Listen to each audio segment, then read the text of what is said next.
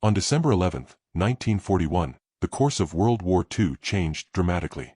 Just 4 days after Japanese forces launched their devastating surprise attack on Pearl Harbor, and only 3 days after the United States formally declared war on Imperial Japan, Nazi Germany made a decision that would fundamentally alter the trajectory of the global conflict. Adolf Hitler declared war against the United States of America. This declaration came in response to what Germany claimed was a series of provocations by the United States government during the period when America was still officially maintaining its neutral status in the European theater of World War II. The decision to declare war was made by Hitler himself, following approximately 2 days of consultation with his inner circle. Historians have since characterized this decision as perhaps Hitler's most puzzling choice during the entire course of the Second World War. The implications of this single decision would reverberate throughout the remainder of the conflict and ultimately contribute significantly to the defeat of Nazi Germany.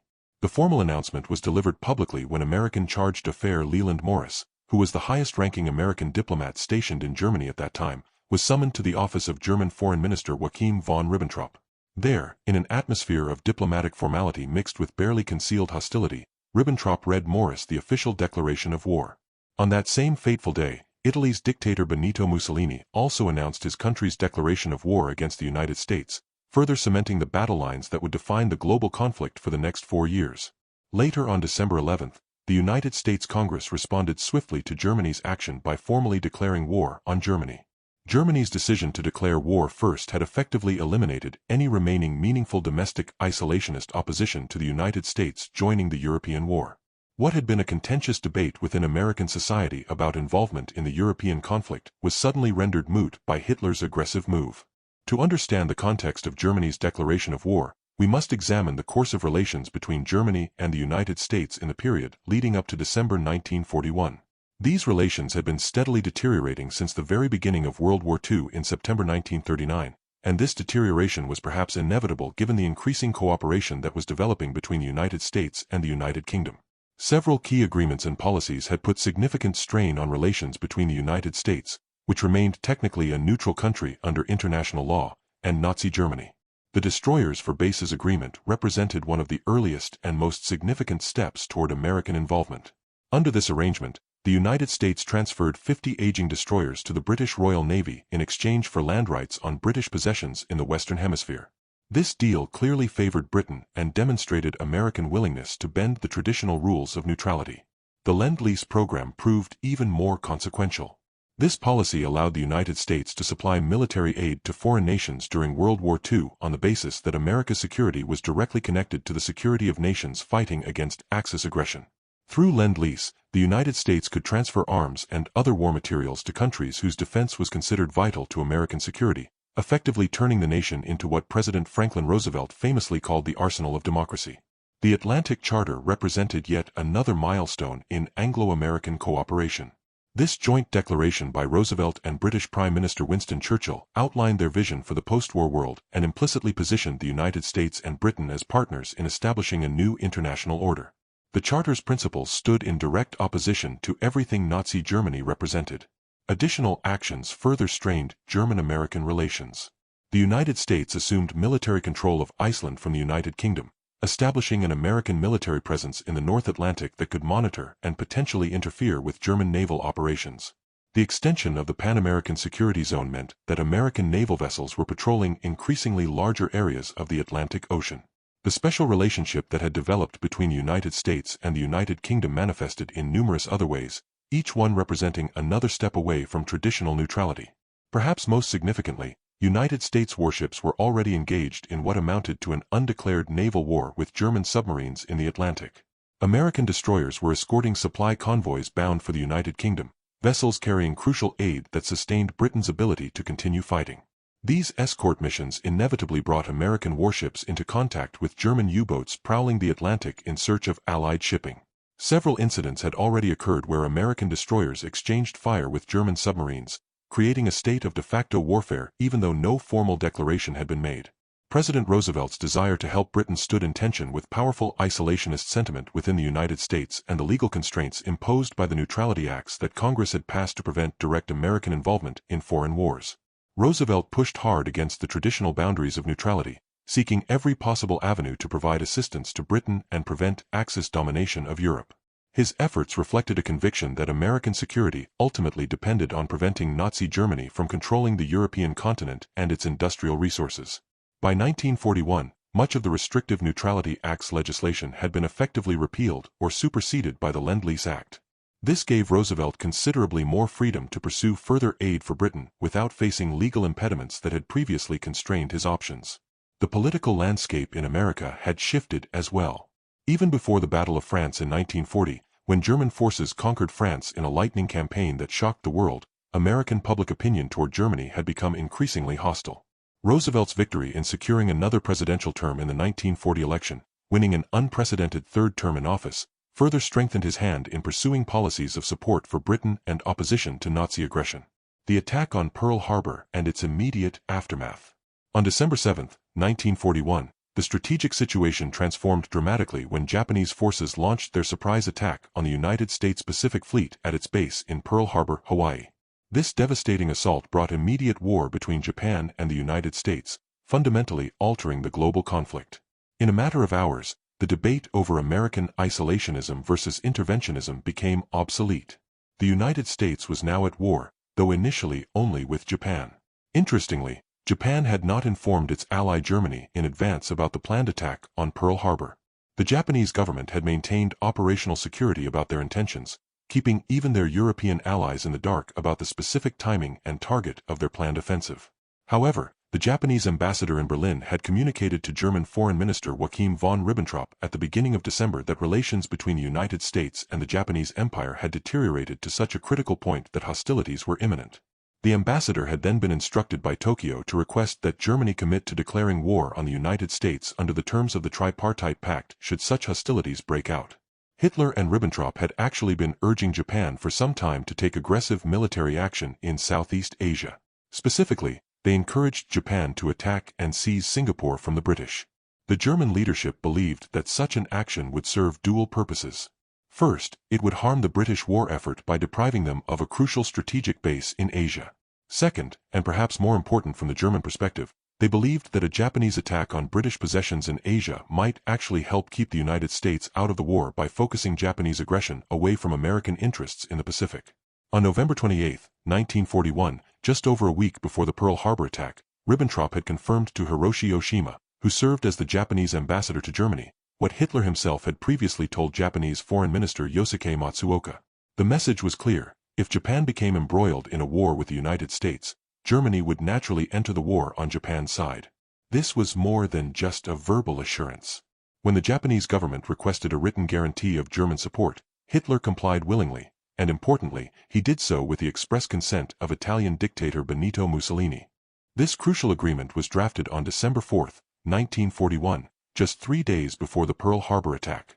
The document committed the primary Axis powers to go to war with the United States in the event of hostilities involving Japan. Significantly, this agreement essentially superseded the original Tripartite Pact by transforming the alliance from a defensive arrangement into an offensive one. The original Tripartite Pact had obligated the signatories to come to each other's aid if they were attacked by a third party. This new agreement committed them to joint action even if one of them initiated hostilities. According to the strict terms of their existing agreements, Germany was obligated to come to the aid of Japan only if a third country attacked Japan first. There was no obligation for Germany to enter a war if Japan was the aggressor, if Japan attacked a third country first. Ribbentrop actually reminded Hitler of this crucial distinction. He pointed out that a declaration of war against the United States would add to the already considerable number of enemies Germany was fighting. At that moment, Germany was already engaged in a massive and increasingly difficult campaign against the Soviet Union on the Eastern Front, while still fighting Britain in North Africa and conducting the Battle of the Atlantic against British shipping. However, Hitler dismissed Ribbentrop's concern about adding another enemy as not being essential to the ultimate outcome of the war. In a decision made almost entirely without meaningful consultation with military advisors, Hitler chose to declare war against the United States. Hitler sought to preempt what he believed was an imminent declaration of war by President Roosevelt. This belief was significant because, in reality, Roosevelt had not planned to declare war on Germany in the immediate aftermath of Pearl Harbor. Roosevelt's focus was on the Pacific and Japan, and while he certainly hoped for eventual American involvement in the European war, he faced political and strategic constraints that made an immediate declaration against Germany unlikely without some precipitating action from Hitler. The Nazi hierarchy generally held a remarkably low opinion of American military capability and resolve under Roosevelt's leadership. This stance, widely recognized by historians as a major error in German strategic thinking, profoundly influenced their decision-making. In the eyes of Nazi leaders, the United States was fundamentally a corrupt and decadent nation, weakened by what they saw as its inferior racial composition. Their ideology led them to view America as a country undermined by its large populations of African Americans, immigrants from various countries, and Jewish Americans. This racist worldview created a dangerously distorted picture of American capabilities and determination. Interestingly, American public opinion had swung heavily against Germany immediately after Pearl Harbor. Many Americans believed that the Japanese attack had been inspired by Germany, or possibly even organized in coordination with the Nazi regime. A Gallup poll conducted on December 10, after the Pearl Harbor attack but before Germany's declaration of war, revealed the extent of anti-German sentiment. The poll found that 90% of Americans answered yes to the question, should President Roosevelt have asked Congress to declare war on Germany as well as on Japan? This overwhelming public support for war with Germany demonstrated that the American people were ready to fight on both fronts, contrary to German assumptions about American weakness and lack of resolve.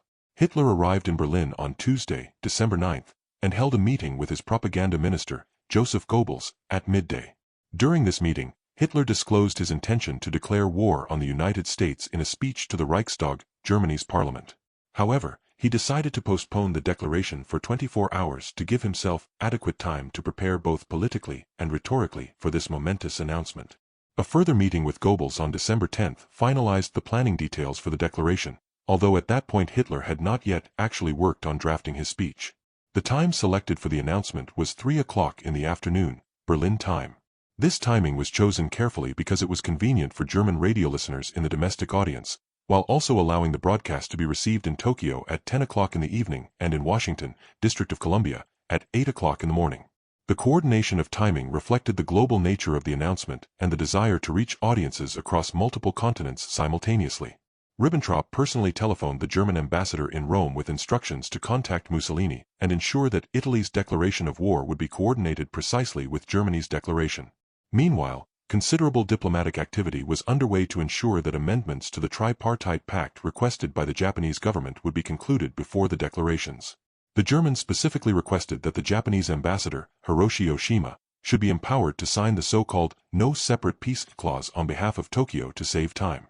This clause committed the Axis powers to not negotiating separate peace agreements with their enemies, binding them together in their war effort. Through the Magic Signals intelligence program, Britain and the United States were already aware of German intentions before the formal declaration. The Allies had broken Japanese diplomatic codes and were reading communications between Tokyo and its embassies. On December 9, President Roosevelt gave one of his famous national fireside chat radio broadcasts, speaking directly to the American people in his characteristic intimate style. In this broadcast, he said something remarkably prescient. Remember always that Germany and Italy, regardless of any formal declaration of war, consider themselves at war with the United States at this moment just as much as they consider themselves at war with Britain or Russia. Roosevelt was preparing the American public for what he knew was coming. British Prime Minister Winston Churchill spoke in the House of Commons on the morning of December 11, just hours before Hitler's declaration. His words captured the global stakes of the conflict. Not only the British Empire now but the United States are fighting for life, Russia is fighting for life, and China is fighting for life. Behind these four great combatant communities are ranged all the free spirit and hopes of all the conquered countries in Europe. It would indeed bring shame upon our generation if we did not teach them a lesson which will not be forgotten in the records of 1,000 years. Churchill's rhetoric emphasized the existential nature of the struggle and the unity of the Allied cause. On Thursday, December 11, 1941, American Charge d'Affaires Leland Morris, the highest-ranking American diplomat in Germany following the withdrawal of the ambassador years earlier, was summoned to Foreign Minister Joachim von Ribbentrop's office. There, Ribbentrop read Morris the formal declaration of war. The meeting was brief, lasting from 2:18 to 2:21 in the afternoon, a mere 3 minutes that changed the course of world history. The text of the German declaration was detailed and accusatory. It began formally, addressing Morris as Mr. Charge d'Affaires, and then launched into a litany of complaints against the United States government. The declaration stated that the government of the United States had violated in the most flagrant manner and in ever-increasing measure all rules of neutrality in favor of the adversaries of Germany. It accused the United States of having continually been guilty of the most severe provocations toward Germany ever since the outbreak of the European War, which the declaration claimed was provoked by the British declaration of war against Germany on September 3, 1939. Finally, it stated that the United States had resorted to open military acts of aggression. The declaration cited specific incidents as evidence of American aggression. It noted that on September 11, 1941, President Roosevelt had publicly declared that he had ordered the American Navy and Air Force to shoot on sight at any German war vessel encountered in certain waters. Roosevelt had expressly reaffirmed that this order remained in force in a speech on October 27, 1941. The declaration claimed that acting under this order, vessels of the American Navy had systematically attacked German naval forces since early September 1941. The document named specific American destroyers involved in incidents with German submarines: the Greer, the Carney, and the Reuben James. It stated that these American destroyers had opened fire on German submarines according to plan. The declaration noted that the American Secretary of the Navy, Frank Knox, had himself confirmed that American destroyers had attacked German submarines. Additionally, it claimed that naval forces of the United States, under orders from their government and contrary to international law, had treated and seized German merchant vessels on the high seas as enemy ships. The German government therefore established what it called the following facts. Although Germany on her part had strictly adhered to the rules of international law in her relations with the United States during every period of the present war, the government of the United States had proceeded from initial violations of neutrality to open acts of war against Germany. The declaration stated that the government of the United States had thereby virtually created a state of war. The declaration concluded with formal language. The German government, consequently, discontinues diplomatic relations with the United States of America and declares that under these circumstances brought about by President Roosevelt, Germany too, as from today, considers herself as being in a state of war with the United States of America. It ended with standard diplomatic courtesy. Accept, Mr. Charge d'Affaires, the expression of my high consideration, followed by the date, December 11, 1941, and Ribbentrop's signature. According to George Kennan, a distinguished diplomat who worked with Morris and who would later become famous for his role in developing the Cold War containment strategy, the scene after the reading was dramatic. After finishing the declaration, Ribbentrop screamed at Morris in German, President hat diesen Krieg gewollt, jetzt hat in, which translates to, your president has wanted this war, now he has it. Ribbentrop then turned on his heels and left the room abruptly, leaving Morris standing there having just received one of the most consequential diplomatic communications in history. The same text of the declaration had been sent to Hans Thomson, who served as the German charge d'affaires in Washington. Thomson received instructions to present the declaration to Cordell Hull, the United States Secretary of State, at 3:30 in the afternoon German summertime, which corresponded to 8:30 in the morning Eastern Standard Time. However, when the German delegation arrived at the State Department, Secretary Hull refused to see them personally. It was not until 9:30 that morning that the German representatives were able to pass their note to Ray Atherton, who headed the Division of European Affairs at the State Department. Hull's refusal to meet with the German diplomats personally was itself a statement of contempt for the Nazi regime and its declaration. In Berlin, there was considerable consternation that Mussolini had decided to preempt Hitler and declare war in his own speech from the balcony at the Palazzo Venezia in Rome. Mussolini made his announcement at 2:45 in the afternoon, 15 minutes before Hitler's scheduled speech time. An estimated crowd of 100,000 people had gathered to hear Mussolini's speech, which lasted only 4 minutes. The Italian dictator, ever conscious of his image and place in history, could not resist the opportunity to make his declaration first, upstaging his more powerful German ally. At 3 o'clock in the afternoon, Hitler addressed the 855 deputies of the Reichstag who had gathered in the Kroll Opera House, the building being used for parliamentary sessions since the Reichstag building itself had burned in 1933. Hitler's speech lasted for 88 minutes, nearly an hour and a half of oratory. The first part of the speech consisted of Hitler listing German military and political successes to date, painting a picture of inevitable Axis victory and German supremacy. The second part of Hitler's speech was devoted to a vitriolic attack on President Roosevelt personally and on what Hitler termed the Anglo-Saxon Jewish capitalist world. His rhetoric reflected the core of Nazi ideology, with its obsessive focus on alleged Jewish influence in Western democracies. Hitler concluded his speech with a declaration emphasizing German unity. In the 2,000 years of German history known to us, our Volk has never been more unified and united than it is today. This claim of unity served both as propaganda for domestic consumption and as a message to Germany's enemies that the nation stood solidly behind its leadership. On the same day, German ambassadors in the capitals of the other tripartite pact signatories received instructions to obtain declarations of war against the United States from their host governments. These countries included Hungary, Romania, Bulgaria, Croatia, and Slovakia.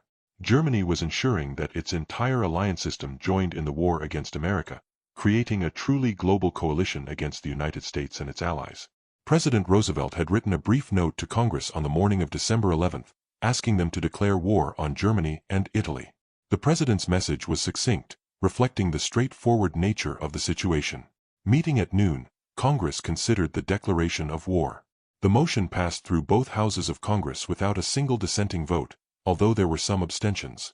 The unanimity stood in stark contrast to the divided vote after World War I's declaration of war in 1917, when several members of Congress had voted against entering that conflict.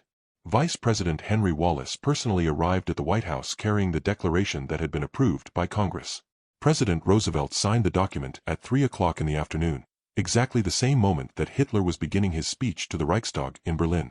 The simultaneity of these two events, occurring at the same moment in their respective time zones, marked the formalization of what would become the defining conflict of the 20th century's Second Global War. Post-declaration assessments and opinions. The reactions to Hitler's declaration of war among German military and political leadership reveal much about the strategic thinking, or lack thereof, that characterized Nazi decision-making. According to Hitler's naval adjutant, Admiral Karl Jesko von Puttkamer, the Japanese attack on Pearl Harbor actually improved Hitler's confidence in winning the war and boosted morale among the high leadership of the armed forces. This reaction seems paradoxical given that the United States was now entering the war as a full belligerent.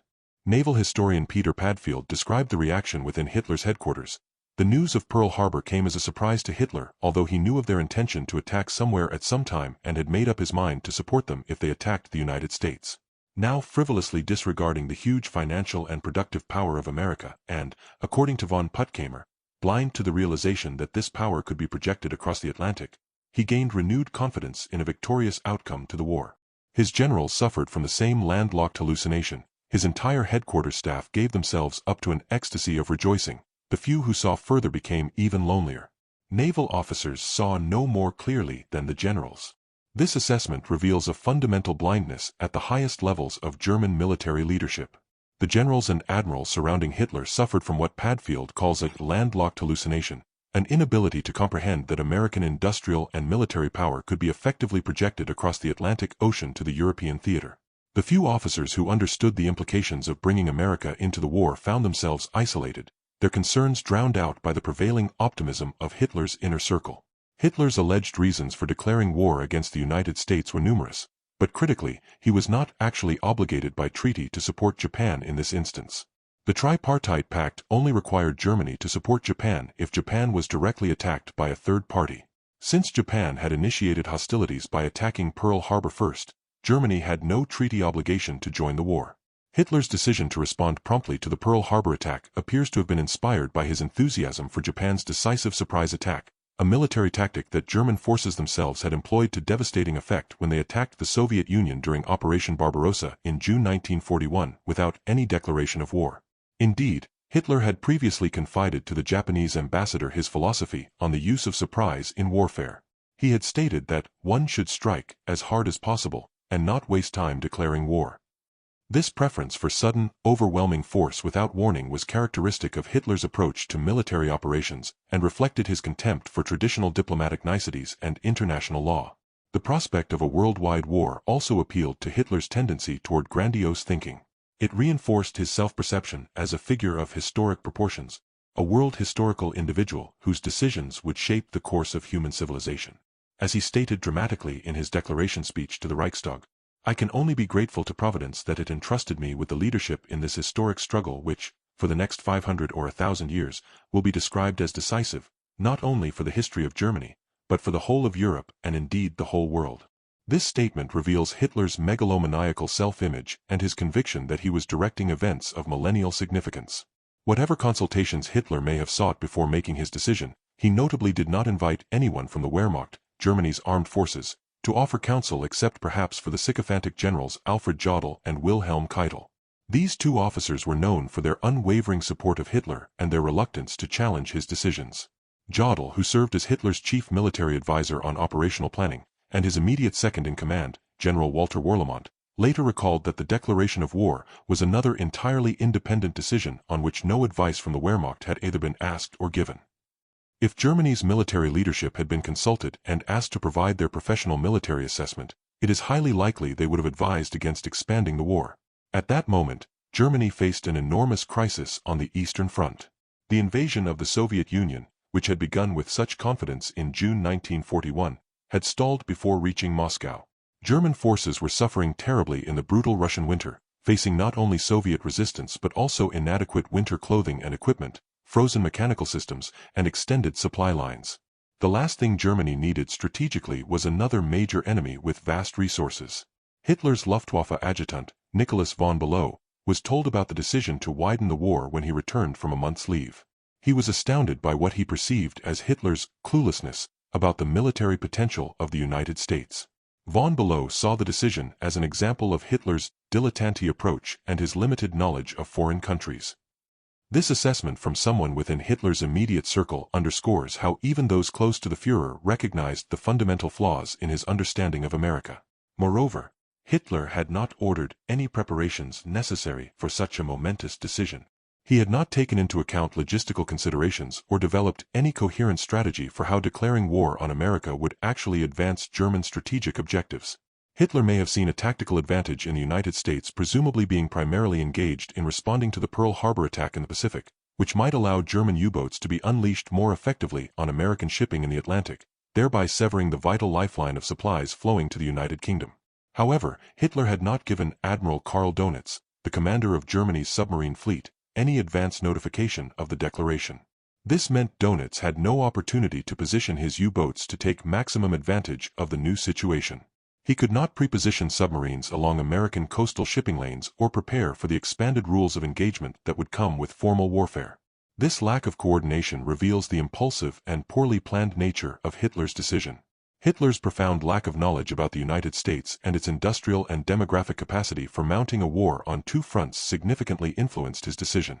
As early as mid-March 1941, 9 months before the Japanese attack on Pearl Harbor, President Roosevelt had been acutely aware of Hitler's hostility toward the United States and the destructive potential this hostility presented for American security.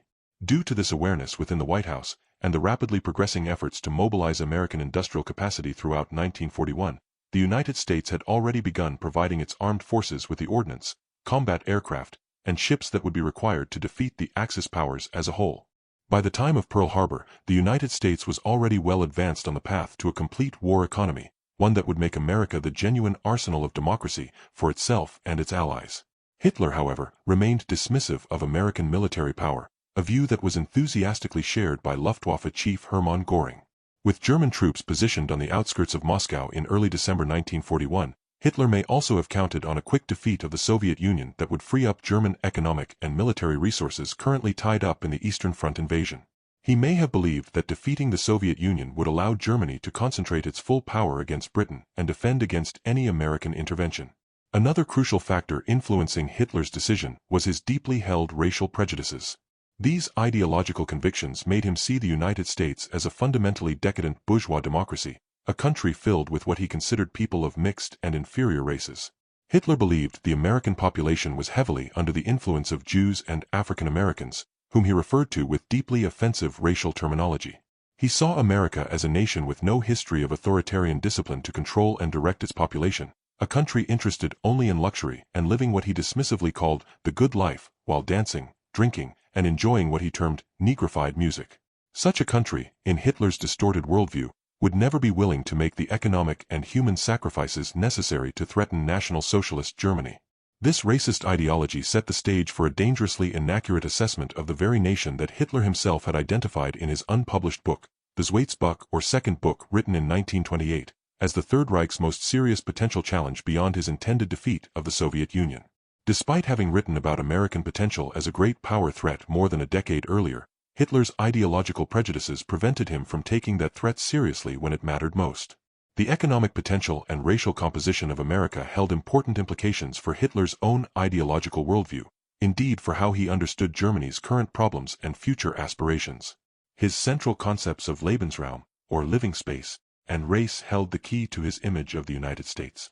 To Hitler, the United States was a country with what he saw as a white Nordic racial core, to which he attributed America's economic success and high standard of living. Paradoxically, he saw in America a model for his vision of German living space in Europe. Hitler envisioned Germany conquering and colonizing Eastern Europe in the same way he believed white Americans had conquered and colonized North America, displacing and subjugating indigenous populations and peoples he considered racially inferior. It was also the case that from the German perspective, the United States was practically a belligerent nation already by December 1941. Roosevelt had come as close to entering the war as any neutral power could possibly come while still maintaining the fiction of neutrality, and many observers believed he had actually crossed the line into de facto belligerency. For over a year, the United States had been providing massive amounts of economic aid to Britain and the Soviet Union in the form of loans, credit, and lend-lease supplies. In the Atlantic Charter, Roosevelt had publicly pledged that America would serve as the arsenal of democracy to forestall Axis domination in Europe. German attacks on American shipping, which came after a period in which U-boats had been ordered to avoid attacking American vessels whenever possible, began well before Germany's formal declaration of war. This meant that American naval ships had inevitably become involved in armed conflicts with German submarines. Ribbentrop had expressed the opinion that great powers do not wait passively to have war declared upon them by others. It may have seemed to Hitler, ignorant as he was of internal tensions in the Anglo-American relationship, that the United States as a near-belligerent nation might formally declare war on Germany in any case, making his own declaration merely a matter of choosing the timing. From the perspective of the Roosevelt administration, the United States had a moral obligation to assist a fellow democracy, Britain, in her struggle against fascist aggression in Europe. This necessitated providing material and financial support, short of actual warfare, to both the British Empire and the Soviet Union. This policy provoked intense heated debate within the United States between interventionists and isolationists, but opinion polls showed that most Americans supported providing aid to the Allies, even if they did not necessarily support direct American military involvement in the fighting. Roosevelt's re-election in November 1940 emboldened him to pursue further sustained aid to the United Kingdom. He had already approved the Destroyers for Bases deal 1 month before the 1940 election, demonstrating his willingness to take political risks to support Britain.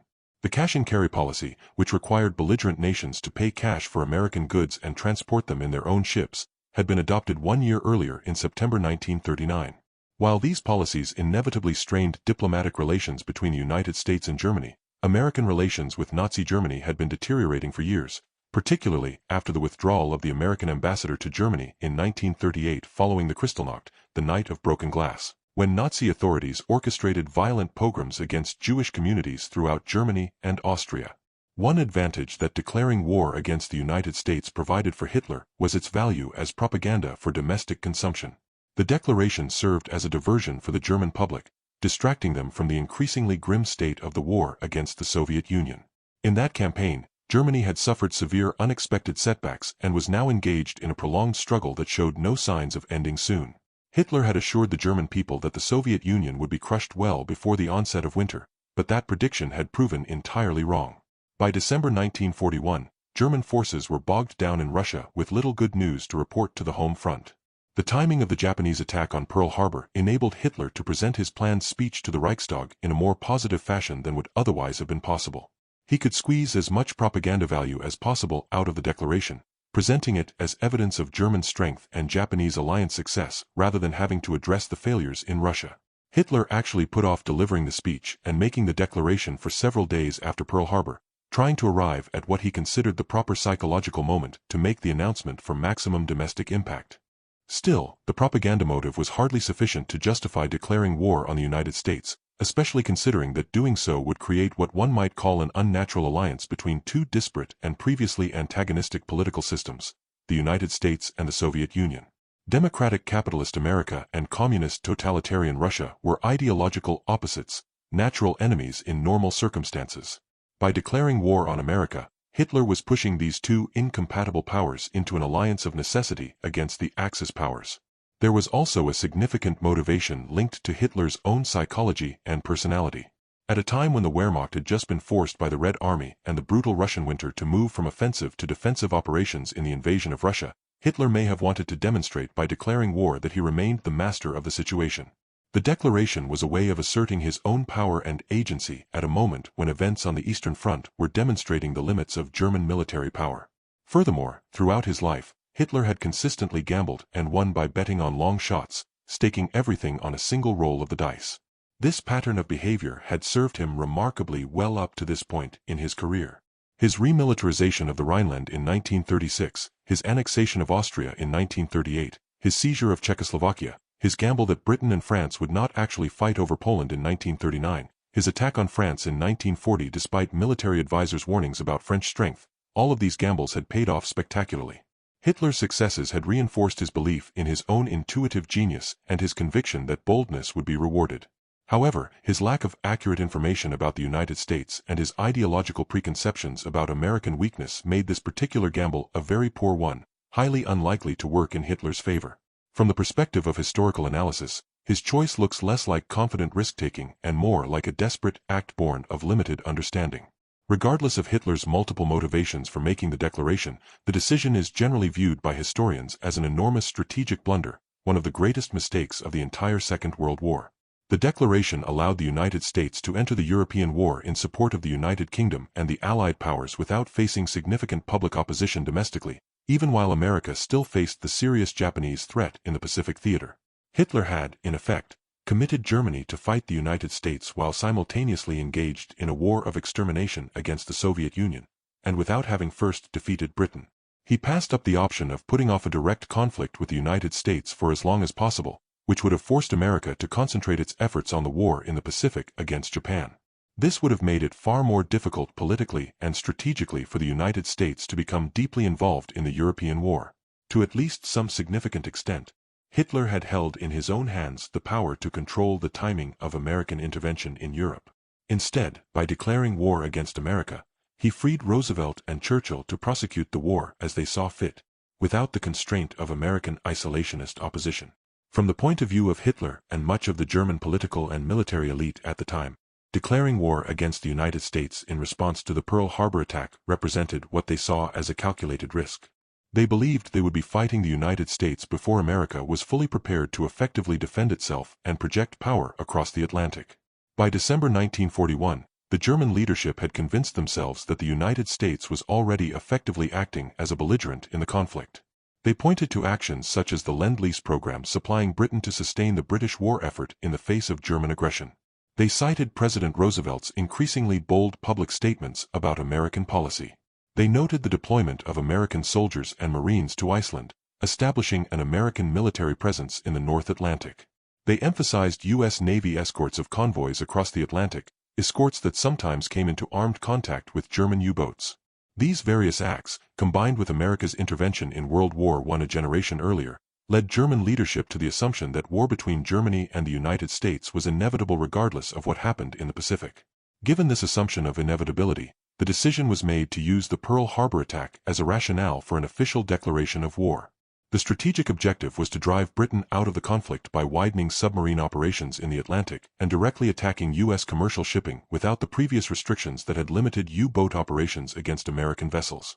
While Hitler's declaration of war against the United States would eventually lead directly to his downfall and Germany's total defeat, initially the decision seemed successful in achieving its immediate objective of more effectively cutting Britain's supply lines. The U.S. military's lack of adequate tactics, equipment, and procedures for fighting German U-boats caused 1942 to become the most devastating year of the entire war for Allied shipping losses. The war declaration enabled what German submariners called the Second Happy Time, a period when U-boats operated with devastating effectiveness along the American Atlantic coast, sinking merchant vessels almost at will as American coastal cities remained brightly lit at night, silhouetting ships perfectly for submarine attacks. Hitler's declaration of war came as an enormous relief to British Prime Minister Winston Churchill, who had deeply feared the possibility of two parallel but essentially disconnected wars developing. In this nightmare scenario, the United Kingdom and Soviet Union would fight Germany in Europe, while the United States and the British Empire fought Japan in the Far East and the Pacific, with limited coordination between the two struggles. With Nazi Germany's declaration of war against the United States now in effect, American assistance for Britain in both theaters of war as a full military ally was assured. The declaration meant that America would commit to a Germany-first strategy, prioritizing the defeat of Nazi Germany even while fighting Japan. The declaration also greatly simplified matters for the American government in terms of domestic politics and strategic planning. John Kenneth Galbraith, the distinguished economist who served as an advisor to Roosevelt during the war, later recalled the reaction within the administration. When Pearl Harbor happened, we were desperate. We were all in agony. The mood of the American people was obvious. They were determined that the Japanese had to be punished. We could have been forced to concentrate all our efforts on the Pacific, unable from then on to give more than purely peripheral help to Britain. It was truly astounding when Hitler declared war on US 3 days later. I cannot tell you our feelings of triumph. It was a totally irrational thing for him to do, and I think it saved Europe. Galbraith's recollection captures the almost disbelieving gratitude that Roosevelt's advisers felt when Hitler made his declaration. They had feared being trapped by public opinion into focusing exclusively on Japan, leaving Britain to face Germany alone or with only limited American support. Hitler's decision solved this strategic dilemma for the American leadership in a way they could hardly have hoped for. Joachim Fest, one of Hitler's most respected biographers, argued that Hitler's decision to declare war on the United States represented something profound about the dictator's situation in December 1941. Fest characterized the decision as really no longer an act of his own volition, but a gesture governed by a sudden awareness of his own impotence. According to Fest's analysis, that gesture was Hitler's last strategic initiative of any importance. This interpretation suggests that the declaration represented not strength but weakness, a recognition that Hitler had lost control of events and was reduced to making gestures rather than genuinely shaping outcomes. The eminent historian Ian Kershaw, author of the definitive modern biography of Hitler, characterizes Hitler's decision to declare war on the United States when he had no treaty obligation to do so as a typical Hitler forward move, attempting to seize the initiative. However, Kershaw emphasizes that it was a move from weakness, not strength, and it was more irrational than any strategic decision taken to that date. Kershaw's assessment underscores how the declaration represented a departure from rational strategic calculation, driven more by Hitler's psychological needs and ideological blindness than by clear-headed military planning. In his biographical analysis titled The Meaning of Hitler, journalist and historian Sebastian Haffner, writing in 1979, more than 3 decades after the war's end, offered a particularly striking judgment. Haffner wrote, "There is to this day no comprehensible rational explanation for what one is tempted to describe as an act of lunacy. Even viewed as an act of desperation, his declaration of war on America really does not make sense." Haffner's assessment, coming after extensive historical research and reflection, suggests that Hitler's decision remains fundamentally inexplicable in terms of rational strategic calculation even when examined decades later with full access to historical records. These scholarly assessments converge on a common theme. Hitler's declaration of war against the United States stands as one of history's most consequential acts of strategic irrationality. The decision brought into the European war against Germany, the world's largest economy, a nation with vast industrial capacity, enormous natural resources, a population of over 130 million people, and geographic security that made it essentially invulnerable to Axis attack. The United States could mobilize its resources for war without fear of invasion or strategic bombing, allowing it to build up military power methodically and project that power across both the Atlantic and Pacific Oceans. The declaration transformed what might have been a prolonged war of attrition between Germany and Britain, with uncertain American involvement, into a global conflict in which Germany faced a coalition that vastly exceeded its own resources and capabilities. The combined industrial output, manpower, and resources of the United States, British Empire, and Soviet Union dwarfed what Germany and its allies could mobilize. Once Hitler brought America fully into the European war, Germany's ultimate defeat became not just probable but virtually inevitable, barring some extraordinary development such as the collapse of the Allied coalition or a breakthrough in German weapons technology. Hitler's declaration also cemented the unnatural alliance between the democratic capitalist United States and the communist Soviet Union. These two ideological opposites might have remained suspicious of each other and unwilling to fully coordinate their efforts against Germany. However, Hitler's aggressive declaration against America helped overcome American public skepticism about aiding communist Russia. The declaration made clear that Nazi Germany was the common enemy of both democratic and communist powers, creating a united front that would prove impossible for Germany to overcome. The immediate military consequences of Germany's declaration of war began to manifest within months. American industrial mobilization, already underway to support Britain through Lend-Lease, shifted into high gear for direct American participation in combat. American factories began producing aircraft, tanks, ships, and munitions on a scale that would eventually dwarf Axis production. The famous American industrial capacity, which Hitler had so badly underestimated, proved capable of supplying not only American armed forces but also providing substantial material support to Britain and the Soviet Union throughout the war. American troops began arriving in Britain in significant numbers by mid-1942, preparing for eventual operations in Europe. The first major American operation in the European theater came with Operation Torch in November 1942, the invasion of North Africa. This was followed by the invasion of Sicily in July 1943, the invasion of Italy in September 1943, and ultimately the massive Operation Overlord, the invasion of Normandy in June 1944. Each of these operations would have been impossible, or at least far more difficult, without Hitler's declaration of war that eliminated domestic American opposition to full participation in the European conflict. The strategic bombing campaign against Germany intensified dramatically with full American participation. American B-17 and B-24 bombers joined British bombers in round-the-clock bombardment of German cities and industrial facilities. The Americans bombed by day while the British bombed by night, giving German defenders no respite and steadily degrading Germany's ability to produce weapons and maintain its war economy. In the Atlantic, the Battle of the Atlantic eventually turned against Germany as American shipbuilding capacity produced vessels faster than U-boats could sink them, and as American anti-submarine warfare capabilities improved dramatically. The initial German success during the second happy time of 1942 gave way to increasing Allied dominance. By mid-1943, the Allies had effectively won the Battle of the Atlantic, ensuring that supplies could flow safely from America to Britain and that an invasion of Europe could be mounted and sustained. The impact on German strategy was profound and ultimately fatal. Fighting a three-front war against the Soviet Union in the East, Britain and America in the Mediterranean and later in France, and facing the strategic bombing campaign from the air, Germany's resources were stretched beyond breaking point. The Wehrmacht could not concentrate forces effectively when threats existed on multiple fronts simultaneously. German forces that might have stabilized the Eastern Front or reinforced defenses in France had to be dispersed to meet threats in multiple theaters. Hitler's declaration also had important implications for the Pacific War.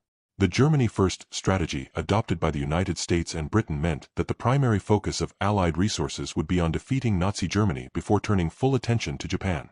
However, this did not prevent the United States from fighting effectively in the Pacific. American industrial capacity proved sufficient to wage major wars simultaneously in both Europe and Asia, something Hitler had believed impossible for a decadent democratic society.